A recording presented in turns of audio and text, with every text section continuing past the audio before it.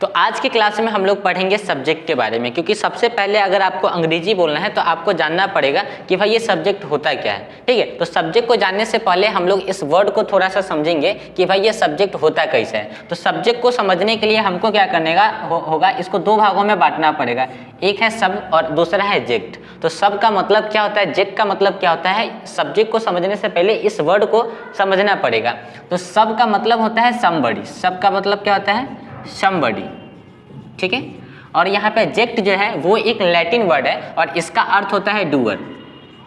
ठीक है, तो हमने क्या किया कि सब्जेक्ट को समझने से पहले इस सब्जेक्ट जो यहाँ पे एक वर्ड लिखा हुआ है उसको समझा कि भाई सब जो है दो सब्जेक्ट जो है दो वर्ड से मिलके बना है, सब और जेक्ट। तो सब का मतलब होता है समबडी और जेक्ट का मतलब होता है डूअर। तो कोई ऐसा हो या कुछ ऐसा हो जो कुछ करता हो तो उसे हम क्या बोलते हैं, सब्जेक्ट। यानी कि समबडी यानी कोई और डूअर मतलब करना। तो कोई ऐसा काम जो कोई करता है उसे हम क्या बोलते हैं, सब्जेक्ट कहते हैं। यानी कि करने वाले को क्या कहते हैं, सब्जेक्ट कहते हैं। इतना अपने को बात समझ में आ गया। तो आगे चलते हैं, अब इसको मिटाते हैं, थोड़ा सा आगे चलते हैं अब कि भाई अब हमको समझ में आ गया कि भाई सब्जेक्ट जो है वो दो वर्ड से मिलके बना है, सब और जेक्ट। तो सब का मतलब होता है समबडी और जेक्ट का मतलब होता है डूअर। यानी कि कोई ऐसा व्यक्ति जो कुछ करता है उसे हम क्या कहते हैं, सब्जेक्ट कहते हैं। ये हम लोगों ने बेसिक शुरू से हम लोग पढ़ते आए हैं। ठीक है, अब उसके बाद हम लोग क्या करेंगे कि यहाँ पे एक छोटा सा एग्जाम्पल लिखेंगे कि राम आम खाता है।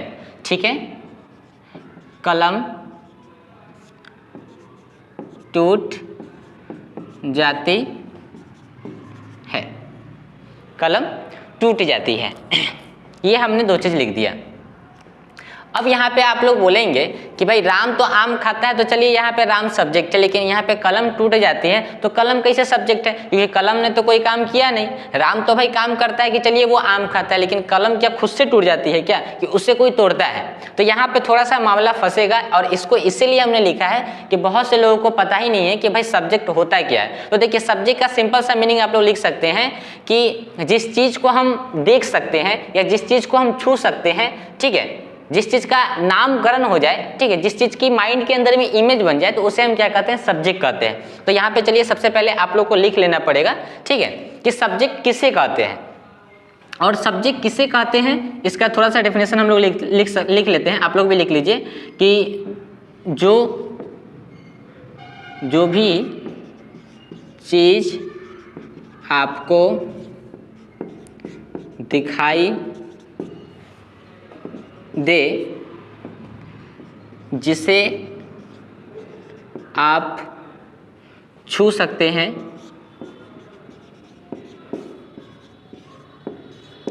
ठीक है, जो चीज़ दिखाई दे यानी कि जो चीज़ देख सकते हैं, जिसे आप छू सकते हैं, जिसका कोई नामकरण हो, जिसका यानी कि जिसे आप देख सकते हैं उसका कुछ ना कुछ तो नाम होगा। भाई जो भी चीज़ दिखाई देता है वो कुछ ना कुछ तो है।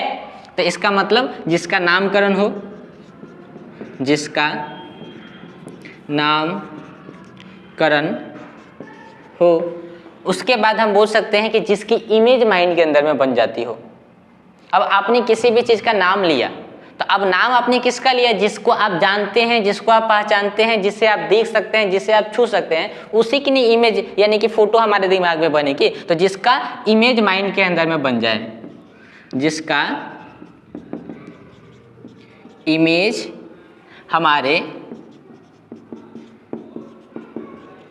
माइंड में बन जाए, ठीक है। ये हमने आपको एक बेसिक सा डेफिनेशन बताया। शुरू से हम लोगों को सिखाया गया था कि भाई काम करने वाले को क्या बोलते हैं, सब्जेक्ट बोलते हैं। लेकिन ऐसा नहीं है कि भाई सिर्फ काम करने वाले को सब्जेक्ट बोलते हैं। तो यहाँ पे तो चलिए राम जो है वो आम खाता है, तो चलिए राम ने काम किया, लेकिन कलम टूट जाती है तो कलम ने तो कोई काम नहीं किया, तो कलम सब्जेक्ट कैसे है। लेकिन अब हमको जब ये डेफिनेशन पता चल जाए कि जो भी चीज़ हमको दिखाई दे या जिस चीज़ को हम छू सकते हैं, जिसका कोई नाम हो यानी कि जिसका कुछ नामकरण हो, जिसकी कुछ माइंड में इमेज बन जाए, तो उसे भी हम सब्जेक्ट कहते हैं। तो यहाँ पे कलम को हम देख सकते हैं, कलम को हम छू सकते हैं। ये मान लेते हैं कि हमारे हाथ में मार्कर था, जस्ट लाइक इसको कलम मान लेते हैं, तो कलम टूट जाती है। क्या कलम खुद से टूट जाएगी? हम इसे तोड़ेंगे, हम तोड़ेंगे तो ही ये कलम टूटेगी, ऐसे कलम खुद से नहीं टूटेगी। समझ में आ रहा है? तो इसका मतलब क्या है कि हम इसको सब्जेक्ट कह सकते हैं, लेकिन कैसे कहेंगे कि क्योंकि हम कलम को देख सकते हैं, हम कलम को छू सकते हैं। कलम को हमने देखा कि भाई ये कलम है, हमने कलम को छू दिया कि ये कलम है, इसका नाम है मार्कर। समझ में आ रहा है? इसका दिमाग में हम जैसे मार्कर बोलेंगे तो आपके दिमाग में भी क्या है कि एक मार्कर का इमेज बन गया। हमने बोला कि भाई ठीक है, आप बोलिए कि बिल्ली, तो बिल्ली का इमेज आपके माइंड में बन गया और बिल्ली को आप देख भी सकते हैं, बिल्ली को आप छू भी सकते हैं। बिल्ली को नाम लेते मतलब आपके दिमाग में एक इमेज बन गया। इसका मतलब क्या है कि ये एक सब्जेक्ट है, और जो भी सब्जेक्ट होता है ना वही नाउन होता है। दुनिया की कोई भी चीज जो सब्जेक्ट है वो सब कुछ क्या है, नाउन है, और जो नाउन है वही सब्जेक्ट है, और जो सब्जेक्ट है वही ऑब्जेक्ट भी है। वो हम लोग आगे चर्चा करेंगे। मतलब अंग्रेजी को एकदम बिल्कुल आपको इतनी आसान भाषा में समझाने की कोशिश करेंगे कि जो किताब में हम लोग को डिफिकल्ट तरीके से सिखाया जाता है और पढ़ाते हैं ऊपर से चला जाता है, तो वो सारा कहानी आपका खत्म होने वाला है।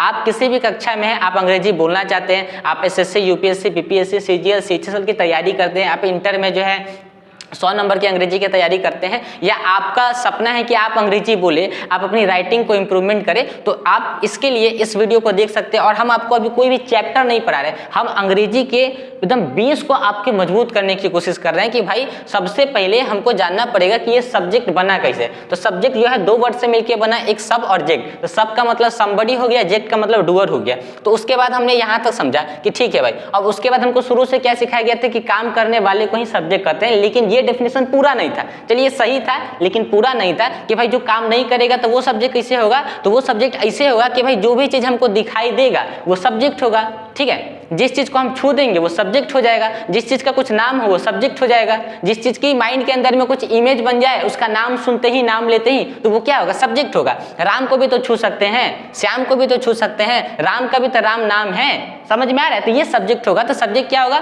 जिस चीज को हम देख सकते हैं, छू सकते हैं, जिसकी इमेज बन जाए, जिसका नाम कुछ हो, उसे हम सब्जेक्ट कहते हैं। यहां तक बात समझ में आ गई। इसको अभी ट्रांसलेट करने की कोई जरूरत नहीं है, हमको सिर्फ अभी समझना है। यहां तक बात समझ में आ गई, तो अब थोड़ा सा आगे चलते हैं। इसको मिटा देते हैं, आप लोग लिख लिया होइएगा तो लिख लीजिए, नहीं तो इसका एक स्क्रीनशॉट लेके रख लीजिए। ठीक है, मिटाते हैं इसको।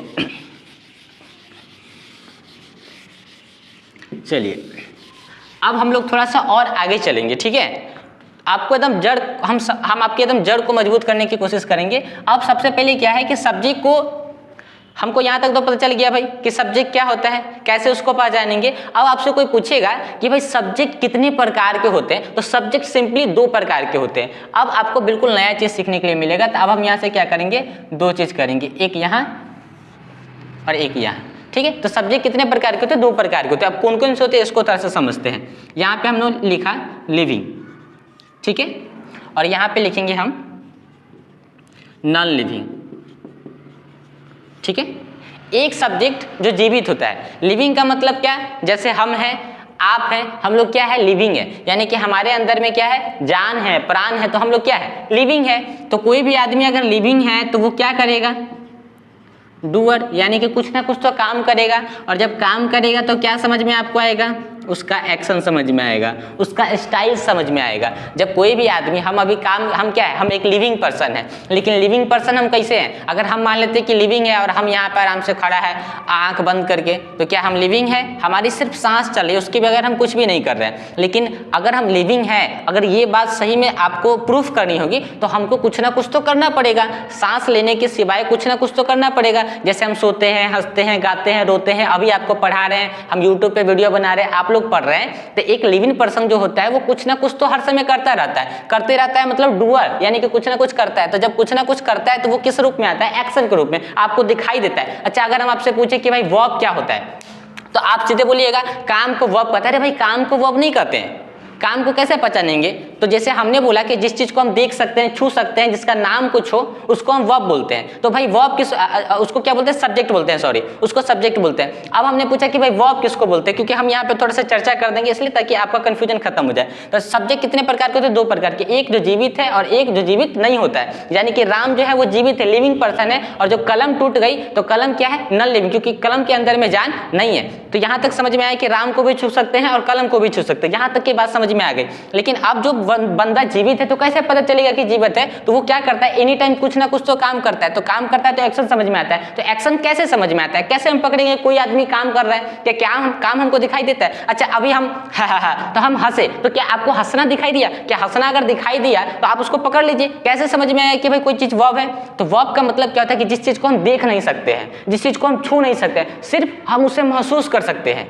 हम उसे उसके एक्सप्रेशन के हिसाब से समझ सकते हैं। जस्ट लाइक हम आपको एक एग्जांपल से बताते हैं।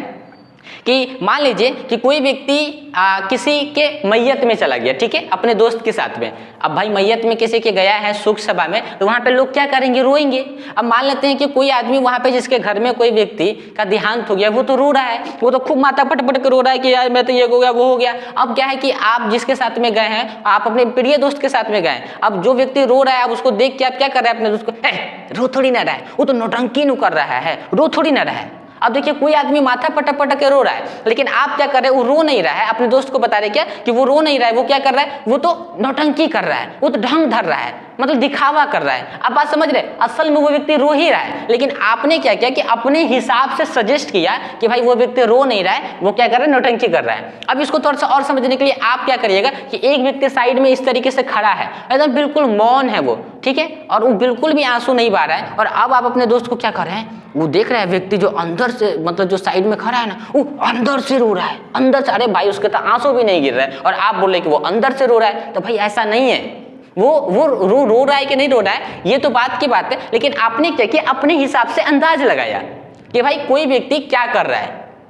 समझ में आ रहा है? अभी हम पढ़ा रहे हैं तो पढ़ाना कहीं आपको दिखाई दिया, आप हमारे एक्शन से समझ पा रहे हैं कि सर क्या कर रहे हैं, पढ़ा रहे हैं।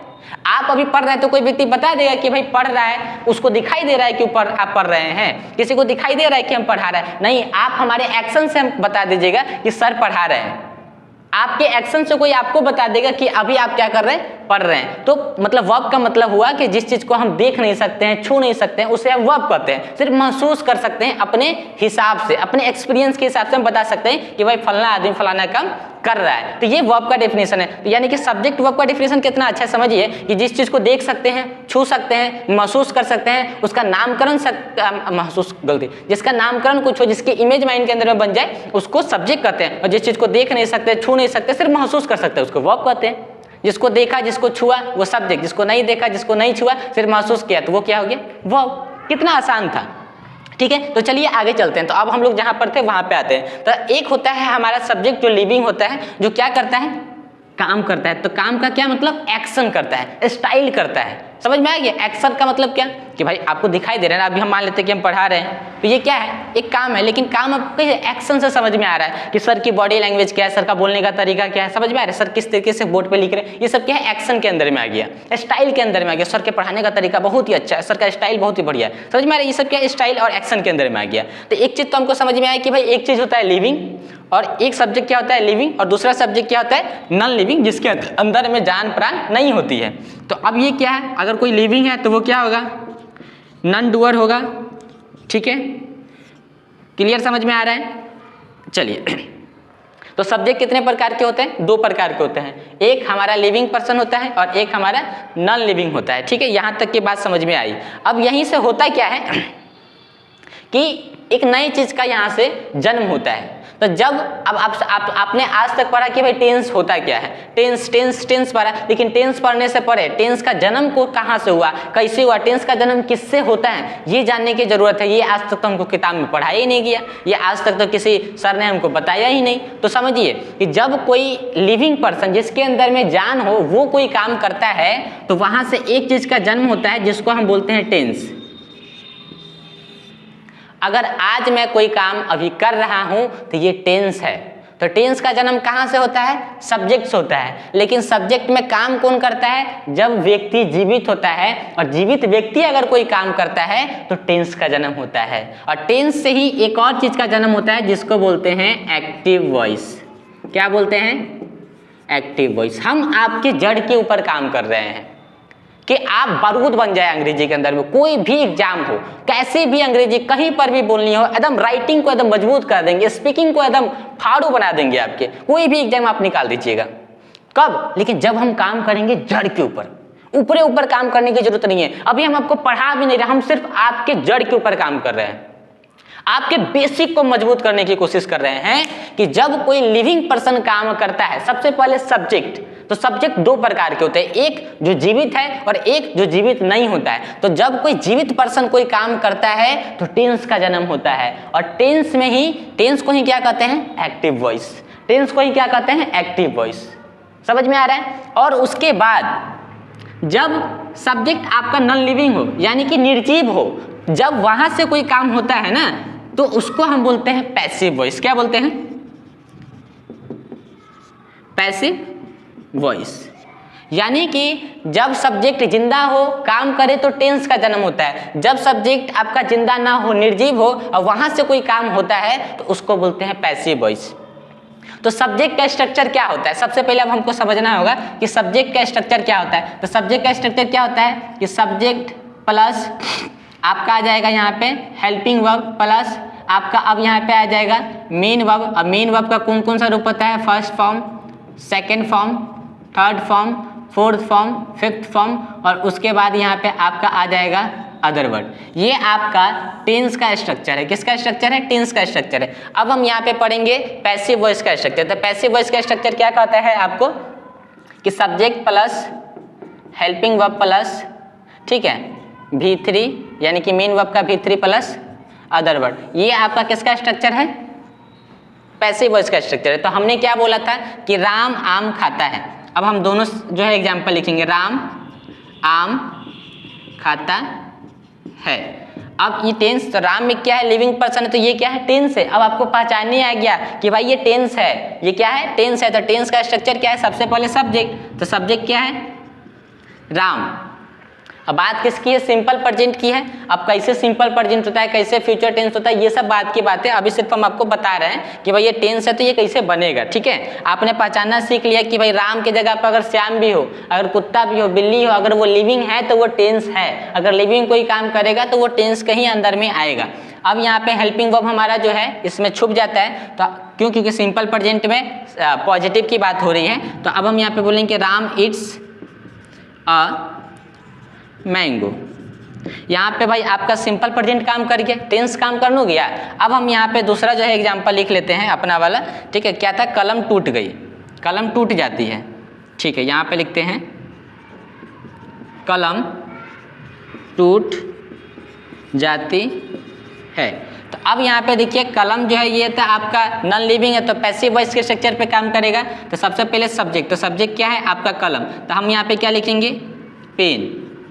ठीक है, और आपको पता होना चाहिए कि पेन जो है एक कॉमन नाउन है। कॉमन नाउन कभी भी अकेले नहीं आता है। तो अब यहाँ पे आप अ लगाइए तब, यहाँ पे आप द लगाइए तब, तो अ पेन भी होगा और द पेन भी होगा। अब इसमें ज़्यादा दिमाग लगाने की जरूरत नहीं है। तो हमने बोला अ पेन।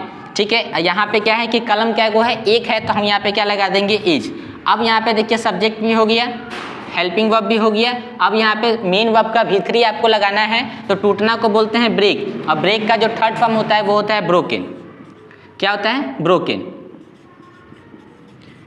तो यहाँ पे आ गया अ पेन इज ब्रोकन, कलम टूट जाती है। कितना आसान था।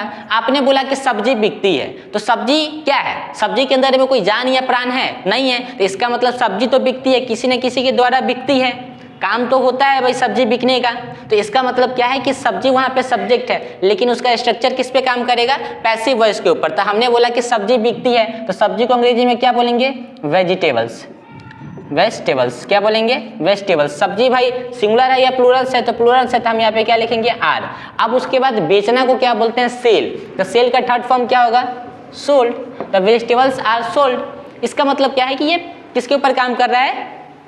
आपका पैसिव वॉइस के ऊपर काम कर रहा है। तो अभी तक हमको समझ में ये बात आया कि भाई सब्जेक्ट होता क्या है। तो सब्जेक्ट जिसको हम देख सकते हैं, छू सकते हैं, जिसका नामकरण हो जाए, जिसका इमेज माइंड के अंदर में बन जाए, उसको हम सब्जेक्ट बोलते हैं। सब्जेक्ट कितने प्रकार के होते हैं? तो सब्जेक्ट दो प्रकार के होते हैं, एक लिविंग होता है, एक नॉन लिविंग होता है। जब कोई लिविंग पर्सन काम करता है तो टेंस का जन्म होता है, और वहां से जब कोई सेंटेंस आता है तो वहां पे हम टेंस के फॉर्मूलों को अप्लाई करते हैं। और जब हमारा कोई नॉन लिविंग पर्सन के द्वारा, यानी कि जब कोई सब्जेक्ट जो आपका नॉन लिविंग होता है, काम किसी और के द्वारा होता है, तो वहां पे क्या है कि पैसिव वॉइस का स्ट्रक्चर काम करता है। यानी कि सब्जेक्ट लिविंग हो तो टेंस होगा, सब्जेक्ट नॉन लिविंग हो तो पैसिव वॉइस होगा। सब्जेक्ट का स्ट्रक्चर क्या है? सब्जेक्ट टेंस का structure subject plus helping verb, main verb plus main verb का पांचों फॉर्म से आपको इस्तेमाल करना है वहाँ पे अकॉर्डिंग टू टाइम के हिसाब से। उसके बाद अदर वर्ड, और आपका पैसिव वॉइस का स्ट्रक्चर क्या है? Subject plus helping verb, V3 plus other word. इस तरीके से आपका काम करेगा। रोड बनती है, रोड टूट जाता है, बाढ़ आ गई, ठीक है, कलम टूट गया, मोबाइल फूट गया, कुर्सी हवा में उड़ गई, ये सब क्या है? ये सब कुछ पैसिव वॉइस के अंदर में। क्यों? क्योंकि उन सब के अंदर में जान नहीं है, समझ में आ रहा है? तो पैसिव वॉइस क्या होता है, टेंस क्या होता है, ये सब चीज तो हम लोग बाद में पढ़ते हैं, उससे पहले क्या पढ़ते हैं, सब्जेक्ट। तो सब्जेक्ट के अंदर में ही यहाँ से ये सब कुछ आता है, इसलिए आपको सबसे पहले अंग्रेजी बोलने से पहले आपको अपने बेस के ऊपर काम करने की जरूरत है। आज की वीडियो में सिर्फ वीडियो लंबी हो जाएगी, इसलिए आज की वीडियो में सिर्फ हम लोगों ने समझा कि भाई सब्जेक्ट होता क्या है। अब जो हमारी नेक्स्ट वीडियो आएगी उसमें हम लोग सीखेंगे कि भाई सब्जेक्ट होता क्या, ये तो जान लिया, लेकिन आज तक हमें किसी ने भी ये नहीं सिखाया कि सब्जेक्ट होने के लिए क्या चाहिए। भाई देखिए, मान लेते हैं कि कोई घर बनाते हैं, तो घर बनाते हैं तो घर बनाने के लिए क्या क्या चीज की जरूरत पड़ती है उसकी हमारे पास में नॉलेज होनी चाहिए। इसी तरीके से जब हम सब्जेक्ट पढ़ते हैं तो सब्जेक्ट होता क्या है उसको जानने के साथ साथ में हमारे पास में इस चीज की भी नॉलेज होनी चाहिए कि सब्जेक्ट के लिए यानी सब्जेक्ट होने के लिए किस किस चीज की जरूरत है, ये हम लोग नेक्स्ट वीडियो में जानेंगे।